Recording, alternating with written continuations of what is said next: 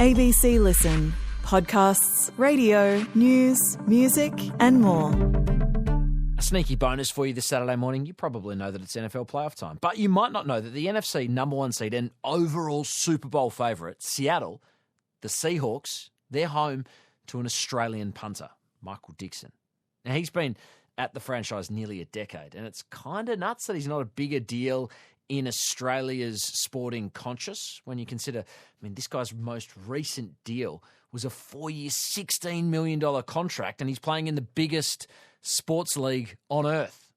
This is a guy who came through the Sydney Swans Academy at the same time as Callum Mills and Isaac Heeney. You could probably make a case that he's the finest athlete ever produced by the AFL Academy system, which is kind of nuts. When you think about this is a guy who started trying to make it in the AFL, went the college routes and ended up with a decade-plus career in the NFL, earning way more than the best guys from the very same academy. He's an understated, humble bloke. And we're talking to him ahead of his team's clash with the San Francisco 49ers. I'm Patrick Stack. This is ABC Sport Daily. The Seattle Seahawks are the number one seed in the NFL's NFC division. They take on fierce rivals San Francisco in the playoffs this weekend.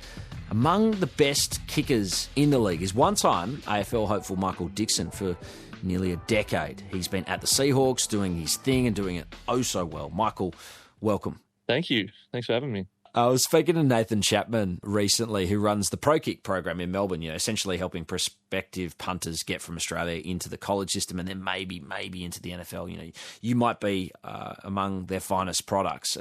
He's sort of spoken to me about the lack of appreciations that Australians and AFL fans have at times for punters. Can you explain to us the specification of what you do and why it is so challenging? If you ever held an NFL ball, you see that the sweet spot is quite a lot smaller. They're ripping these snaps back at you quite fast, and you have about 1.2 seconds to catch the ball and kick it, and it needs to be good every single time. You're hitting a torpy in 1.2 seconds. Michael Dickson punting away, and he pins it inside the 5 as Tariq Cohen calls for the fair catch there.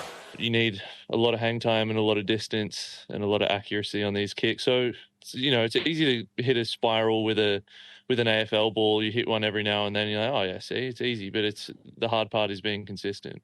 The specialisation of the whole league I find really fascinating. The fact that you kick the ball, maybe between 50 to 75 times a season, maybe sort of 3.5 times a game. I think about when I'm poorly hitting golf balls in the driving range, I need rhythm to give myself any chance to just get off the tee.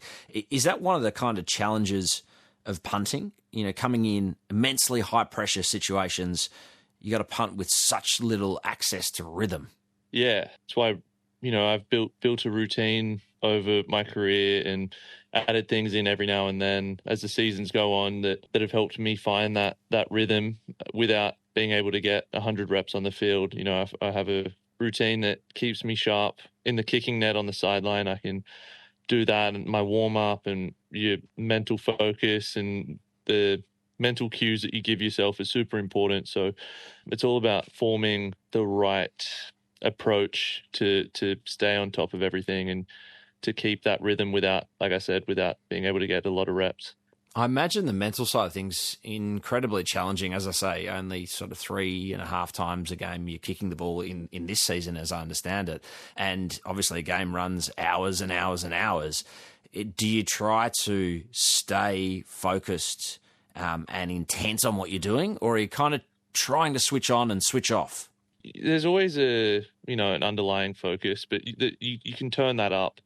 You can turn the intensity of the focus up closer to the point of where you go out there to punt. So as our defense is out there, I can kind of dial it back and still go over my mental cues, but a bit more relaxed, still work my hands and some form stuff as I'm sitting there. But once we get the ball back, I kind of turn that focus and intensity up a bit and kind of make sure I'm peaking for the punt when it comes. There's so much going on when you watch a game live at ground level across the various, offense, defense, special teams. It just looks so chaotic. Are you paying attention to what's going on in all those different systems to try and feed off the energy, or are you trying to just stay in your own little bubble? Bit of both. Sometimes you feed off it. Sometimes you're in your own bubble. For the most part, you're in your own bubble. You don't try and get too caught up in the emotions of it. I've noticed that really works for me. So depending on how I'm feeling, I'll feed off the energy or force myself to just be in my own world. This is a bit of a simplification, but I think it's fair to say punters kick the ball more on poor teams. You know, you're the 1 seed, so you've kicked the ball less statistically this year. Is a punter more valuable on a worse team, or is it kind of actually really necessary cream on top of the cake at a really, really good team?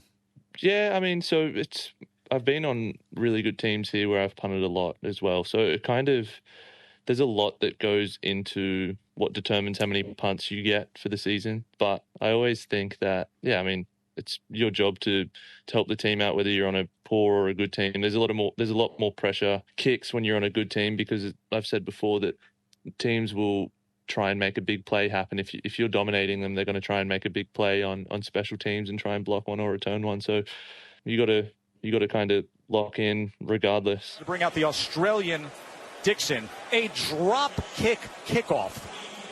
Now we're going to send our stats folks into overdrive here, but I'm going to put it out there. You tell me the last time you've ever seen a drop kick kickoff in the NFL.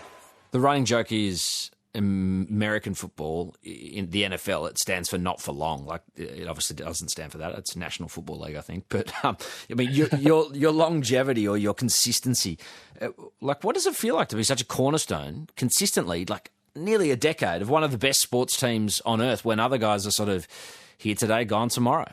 Yeah, I don't take it for granted. So I make sure I do everything I can to play as long as I can. The time has definitely flown by, but my plan is to play as long as I can and give it everything I have and see where that takes me. You must get sick of Australian interviewers asking you to talk about your journey from New South Wales Bulldogs and Sydney Swans to the NFL. It's been a decade that you've been in the NFL alone, let alone the college days. You're more than established, but does casting your mind back to parts of that journey elicit a level of gratitude? Do you often think back to like, whoa, like that's a long, crazy path that I've taken to get to this point? Yeah, for sure. My journey definitely helped me in my transition to professional sports. Being in the Swans Academy, for sure, I was in there for the first year that started, and the access we had and the knowledge we had to know what it takes to be a professional, like that program helped immensely. And I always look back on that fondly, with Paul Roos kind of leading the way with that. So yeah, I always look back at it with gratitude.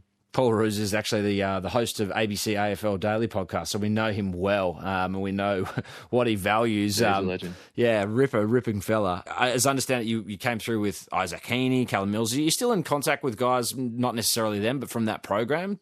Yeah, I'll talk to guys rarely, but a few DMs here back and forth between a couple of the guys like Isaac and a few of the boys. But yeah, we're all kind of still pros in our field, so we haven't really had a chance to look back or reminisce over those days. But yeah. What can you tell us about your quarterback, Sam Darnold? Given the season he's had with you guys, steered you to the number 1 seed, it's kind of wild to me that this is his 5th franchise. How is he as a person, as a leader, and does it sort of shock you when you see what he's been able to deliver, that, yeah, this is his 5th team that he's been strapping on the cleats for? Yeah, he's a beast. He's a pro. His mentality is on point. He doesn't let anything really faze him. He's kind of seen it all. He's learned a lot, I'm sure, throughout his career, as I know, like I have, and I've been on one team and have a much less complicated position. So I'm sure he's learned so much, and he's constantly improving, and he's absolutely crushing it.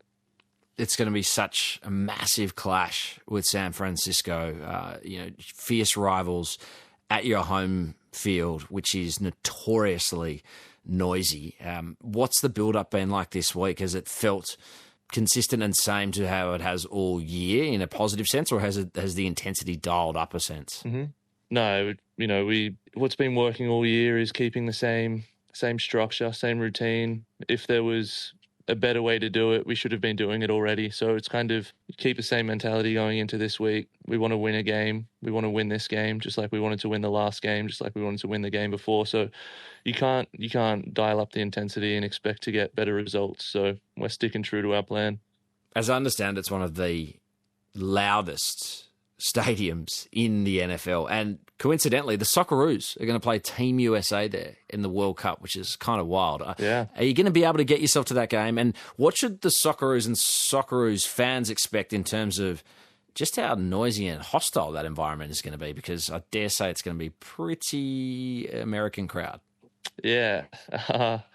I would love to be able to get to the game. I haven't looked for tickets yet, but hopefully that can get organised. But yeah, the way the stadium's shaped as well, it kind of rebounds the vocals and the crowd noise directly onto the field. So I'm sure they're going to experience some of the crazy loudness that our opponents have to face each week, and I'm sure they'll remember it forever.